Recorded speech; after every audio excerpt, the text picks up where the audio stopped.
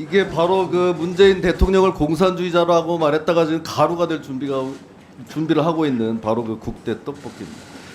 공정거래위원회에서 이 떡볶이의 재료가 몇 가지인지 그걸 그렇게 궁금해하고 있어요. 그런 식으로 하다 보면 이게 레시피까지 공개가 되는 거예요. 이거를 판 그 마진까지 공개하라는 겁니다. 그 마진까지 왜 공개를 하라고 그 성화입니까? 예?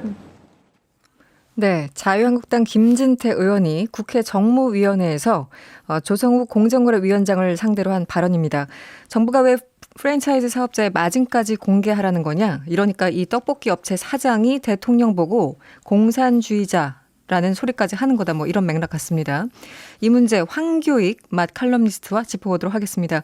어서 오세요. 안녕하세요. 네. 황교익입니다. 오랜만에 예. 뵙습니다. 예. 네. 공정거래위원회 정책 따지는 자리였어요. 제가 좀 네. 보니까 이 공정위가 지난해 가맹사업 정보 공개서라는 이 양식의 표준 양식을 고쳤습니다. 그래서 이 정보 공개서는 가맹본부가 창업 희망자에 제공하는 건데 여기서 필수 품목의 최근 1년간 공급가의 상한선과 하한선 그리고 차액 가맹금 이 정보를 제공하도록 이렇게 고친 건데요. 이런 정보를 제공하도록 하는 거 어떻게 보십니까 일단? 공개를 해야죠. 해야 됩니까? 네. 예, 김진태 의원이 네. 이런 말을 하신 게 뭐 나라에서 알고 싶은 거예요? 뭐 이렇게 질문을 하셨어요. 네, 네. 나라에서 알고 싶은 거 하는 거 아니고요. 네. 가맹점주가 알고 싶어요. 가맹점주가. 그렇죠. 네. 이거 공개하는 게 그냥 일반인들도 그냥 볼 수가 없어요. 그러니까 가맹 희망하는 분이 네네. 그 볼 수 있게끔 하는 거거든요. 그분들을 위해서 만들어진 정보인가요? 그렇죠. 네네. 그 점주는 본사에서 뭐 물건을 이렇게 받게 되는데 네. 그 물건들이 시중에 도매 시장에 똑같은 것들이 있다 그러면 그것과 어느 정도 차이가 나는가 이런 거 확인을 할 필요가 있겠죠. 궁금하죠. 그렇죠. 네. 뭐 여기에 대해서 정보를 어떤 품목들이 가맹점주가 반드시 받아야 되는 것인지 네. 필수 품목들이 있어요. 네. 그리고 거기에 대해서 마진들이 본사가 어느 정도 마진을 가져가는가 하는 것을 알 수 있게끔 네. 그렇게 해줘야 되는 거죠. 그래야 가맹점주 입장에서는 저기 가맹점이 되면 네. 내가 돈을 좀 벌 수 있겠구나. 네네. 아니면 본사만 돈 다 벌겠네. 뭐 하는 거 이런 거 판단을 할 수 있어야 될 거 아니에요. 네네. 그래서 이거는 공정한 거래를 위해서 반드시 필요한 거죠. 그걸 나라가 알고 싶어 하는 거 아니에요.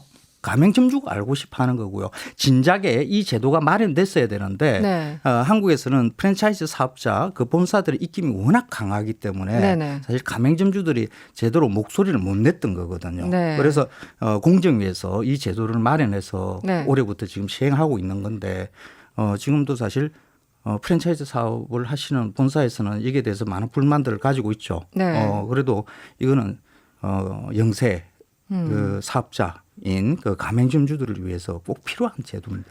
제가 앞으로 이 황교익 칼럼니스트한테 이 질문을 차액 가맹금 이 얘기를 많이 이제 언급해야 될 것 같아서 미리 여쭤보는데 네. 이게 핵심인 것 같아요. 이게 어떤 개념이고 왜 중요한지 먼저 좀 설명을 부탁드릴게요. 이 차액 가맹금 이러니까 좀 이렇게 와닿지가 않아요. 네네네. 이 말은 그 본사가 가맹점에게 공급하는 물건에서 본사가 챙기는 마진을 말합니다. 그 가령 네네. 뭐 이런 것들이 있어요. 이 가맹점에서 본사 입장에서는 가맹점에서는 꼭 이 물건을 써야 돼 네. 하고 이렇게 필수적으로 이렇게 내보내는 게 있죠. 그렇죠. 그런데 그게 본사에서 직접 제조하고 다 이렇게 하지도 또 않거든요. 네. 어디 다른 데에서 뭐 이렇게 닭을 사온다던가. 그렇죠. 네네. 뭐 소스를 이렇게 만들어서 삼겹살을 썰어서 보낸다든지 하는 이런 방식으로 보냅니다. 그러니까 거기에서 본사가 이게 챙기는 마진 부분이 있어요. 네. 사실 본사 입장에서는 그게 대한 그 공급 업체와의 관계를 계속 유지해야 되는 거, 뭐 품질 관리해야 되는 것, 네. 뭐 이런 데 대해서 또 이렇게 비용이 들어가게 돼 있거든요. 네네, 그래서 그렇죠. 적절한 마진을 붙여야 정상입니다. 근데 그 마진이 어느 정도 되는가 하는 네. 것을 알 수 있게 네. 하기 위해서 그런 게 필요한데 그 마진을 네. 차액 가맹금이라고 부릅니다. 차액 가맹금이라고 그래서 부른다. 잘 이 금방 와닿지가 않으니까 이게 네. 무슨 소리야 이렇게 하게 되는데 그냥 물품에 대한 네. 본사의 마진 이렇게 생각하시면 됩니다. 네. 이 공정거래위원회가 이 차액 가맹금에 대한 정보를 공개하라고 할 때 분명히 그냥 뭐 그 김진태 의원 말대로 네. 나라에서 알고 싶어서가 아니라 뭔가 이유가 있을 것이 아닌가까지 저 여쭤봤고 또 답변을 주신 건데 일단 가맹점 이 사장님들이 예. 알고 싶어하는 그게 가장 핵심입니까? 그렇다면? 그렇죠. 네. 우리는 그 가맹 사업, 프랜차이즈 사업에서 네. 이 가맹점주들이 사실 그 시장에 대한 정보들을 다 파악을 하고 그 사업을 하는 경우가 사실 많지가 않아요. 그냥 본사가 다 알아서 해준다는 해주겠지. 네네. 것으로 그 일을 전개를 하거든요. 네네. 그래서 실제로 도매 시장에서 어떤 제품들이 그러니까 내가 실제로 그 가맹점에서 쓰고 있는 물품과 똑같은 것이 어느 가격에 어떤 식으로 유통이 되고 있는가 하는 네네. 것을 사실 정확하게 잘 알지를 못합니다. 네네. 저도 가끔씩 좀 많이 놀랄 때가 많거든요. 아, 그렇습니까? 도매 시장을 저도 가끔씩 갑니다. 뭐 네. 가락시장 새벽에 네네. 가면 뭐 이렇게 큰 도매 시장 같은 그렇죠. 게 열리거든요. 그래서 보통 이제 중상이라 그래요. 중간에 트럭 한두 대 이렇게 가지고 다니면서 네, 도매로. 거기다가 네네. 뭐 여러 물건들 싣고 식당에다 이렇게 납품하는 분들이죠. 그 식재료가 가격이 천차만별이에요. 뭐 두부 같은 게 네네. 그러니까 뭐 비싼 것과 싼 것이 한 5배 정도 가격이 차이가 나고 뭐 심지어 이렇거든요. 그런 시장에서도요. 그렇습니다. 그러니까 이게 질에 따른 가격의 차이일 것인데 사실 이런 것은 가맹점주가 사실 잘 알지를 못하죠. 네네. 그래서 본사에서 공급하는 게 가장 적절한 가격일 것이다라고 그냥 이렇게 믿어버리는 경우가 많아요. 네. 사실 그것 때문에 본사가 그것으로 돈을 많이 번다는 이야기도 많이 돌고 있거든요. 그래서 이런 것은 사실 투명하게 공개하는 게 본사와 가맹점 사이의 신뢰를 구축하는 길이지 않겠습니까? 네. 늘 가맹점주는 본사한테 뭔가 돈을 다 뺏기는 것 같은 느낌이 들게 되면 가맹점주도 사실 그 경영하는데 기운이 안 나겠죠. 그렇죠. 그렇죠. 그래서 신뢰를 구축하는 데에서도 이런 것은 이 마진이 어떻다 그리고 우리가 주는 물건이 어떤 질이다 하는 거 이런 것은 사실 공개를 해주는 게 그게 더 좋죠. 예를 들어 무슨 그 닭을 파는 어떤 네. 가게에 점주 사장님께서 아니 본사에서 주는 거 5,000원인데 나가서 보니까 되게 좋아 보이는 닭이 있는데 싸더라. 한 3,000원이야. 예. 그럼 헷갈리잖아. 이거 어떻게 맞죠. 되는 건가? 그럴 네. 때는 이제 그 본사는 그 가격이 비싼 이유를 만약에 그러니까 3,000원에 공급할 수 있는 것인데 네. 5,000원에 공급하고 있다 그러면 문제가 되겠죠. 네. 근데 그 본사 입장에서는 그런 거 가지고 이야기를 많이 하시는 분들이 있어요. 좀 안타깝게 보이는 부분이 있는데 네. 질이 다른 경우들도 많이 그럴 수 있어요. 있겠죠. 존재를 해요. 네네네. 그러면 도매 시장에서 나가고 있는 그 값싼 것과 우리가 본사에서 내고 있는 것은 질이 다르다라는 것을 가맹점주들한테 설득을 해야 되는 네. 설명이 있어야 가능하면은 되겠죠. 뭐 괜찮을 것 그렇죠. 같기도 하고요. 그런 식으로 서로 신뢰관계를 확보하는 게 그게 가장 중요하죠. 네. 지금은 프랜차이즈 본사와 가맹점주 사이에 그런 신뢰관계가 형성이 되어 있지 않거든요. 네네. 그래서 공정위에서 하고 있는 이 제도 지금 이거는 뭐 정보 공개서를 네. 쓰게 해서 본사가 어떤 제품을 어떤 마진을 붙여서 공급을 하고 있는가를 소상하게 알 수 있게 해주는 것 이거는 사실 상당히 좋은 제도라고 봐야 됩니다. 네. 그런데 이제 이 정보를 공개하면은 이 본사들은 영업 비밀이 다 드러난다 이런 식의 주장을 하는 사람들이 있어요. 맞습니다. 한쪽에 있는데 맞습니다. 이거는 예. 맞습니까? 영업 비밀 드러납니까? 영업 비밀이 드러날 게 뭐가 있을까요? 그게 보통 이제 프랜차이즈들은 네. 자기들만의 비장의 무슨 레시피를 가지고 네네. 있거나 비법의 소스를 가지고 있다든가 하는 이런 이야기들을 많이 하세요. 네.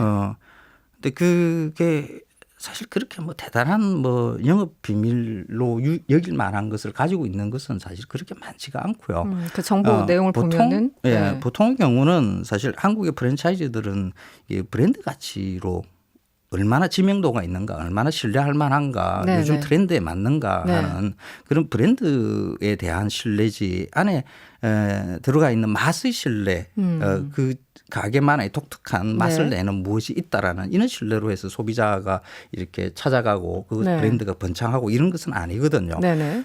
그리고 그 품목에 이렇게 적는다 하더라도 그러니까 만약에 비장의 소스를 가지고 있다 그러면 그냥 소스 해가지고 가격을 이렇게 적게 되어 있지 그 안에 들어가는 뭐 MSG가 몇 g이 들어가고 어쩌고 하는 있잖아요. 그런 구체적인 레시피까지 이렇게 공개를 하는 게 아니거든요. 네네. 그리고 그걸 크게 큰 묶음으로 이렇게 툭툭 던져 놔놓으면 그게 어떤 맛을 내기 위해서 그렇게 써놨는가 잘 몰라요. 잘 모른다. 네. 그러니까 어떤 뭐 영업 노하우가 공개된다 이런 것은 사실 프랜차이즈 본사하시는 분들이 좀 억지를 부리고 있는 것이라고 이렇게 봐야 됩니다. 네. 그 정도 써가지고 영업 비밀이 이렇게 공개될 수 있을 정도의 사업을 한다 그러면 그건 사업이 사실 잘 하고 있는 것이라고 보기 힘들 수도 있고요. 김진태 의원 이제 워딩을 보면은 사실 이제 예를 들어 떡볶이 같은 경우 떡하고 어묵, 고춧가루 그거 다 그 정도 들어간다. 그게 다다. 그리고 뭐 영업 비밀이 뭐가 있겠어요? 네, 그러니까 그 정말 그 신비한 마법과 같은 맛을 내는 레시피를 적어놓은 것도 아니고 그냥 이거 들어간다 정도니까 이걸 영업 비밀이라고 얘기할 수 없다라는 말씀이신 거잖아요. 그렇죠. 기본적으로.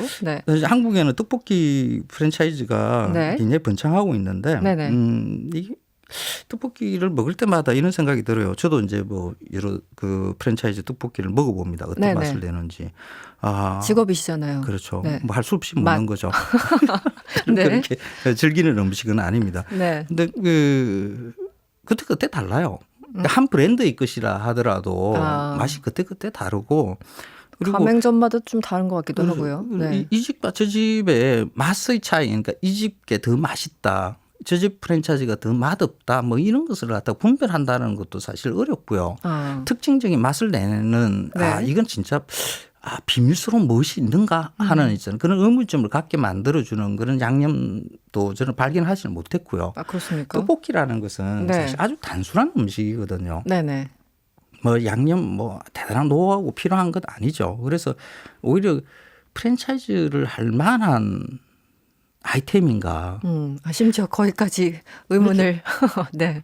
그 프랜차이즈 사업이라는 것은 그 똑같은 맛이 그 한 가게에서 똑같은 맛이 나고 똑같은 서비스가 제공되고 하는 것을 이제 중심으로 하죠. 그리고 그 가게마다의 노하우를 잘 확보를 하지 못하니까 본사에서 어떤 특징적인 그런 노하우 소스라든지 이런 것을 공급하는 것 이런 체계를 가지고 유지를 하는 건데 그렇죠. 떡볶이는 그냥 뭐 아무나 뭐 동네 아주머니 누구든지 할 수 있는 정도의 음식인데 오히려 그런 다양성들이 저한테 제 입장에서는 프랜차이즈 하지 않고 그냥 오래된 그 동네에서 오랫동안 하신 분들 이런 떡볶이가 제 입장에서는 정서적으로 더 맛있거든요.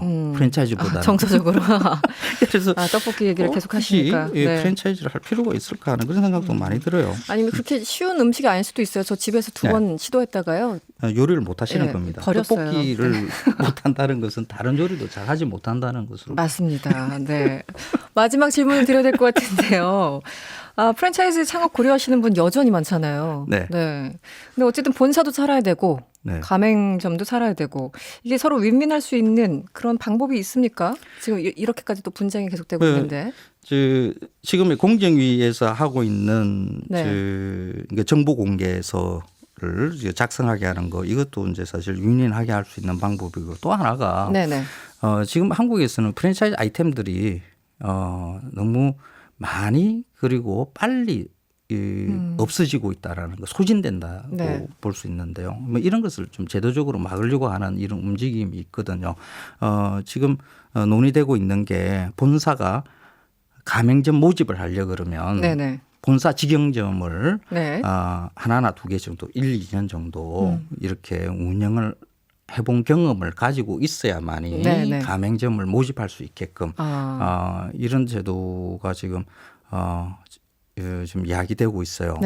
그러면 1, 2년 정도 해보고 해야 되니까 그 본사에서는 지금처럼 이게 요즘 유행이야. 올 여름 같은 경우는 흑당이 유행이었잖아요. 네, 그렇게 흑당 하기가 너도 어렵다. 나도 흑당 프랜차이즈 만들고 네. 그런 거품을 네. 일으키는 일이 조금 줄어들겠죠. 네. 네, 그게 좀 필요합니다. 알겠습니다. 오늘 떡볶이 얘기 잘 들었고요. 지금까지 황교익 맛 칼럼니스트였습니다. 오늘 고맙습니다. 고맙습니다. 여러분의 퇴근길을 꽉 채워드립니다. 평일 저녁 6시 5분 이승원의 세계는 그리고 우리는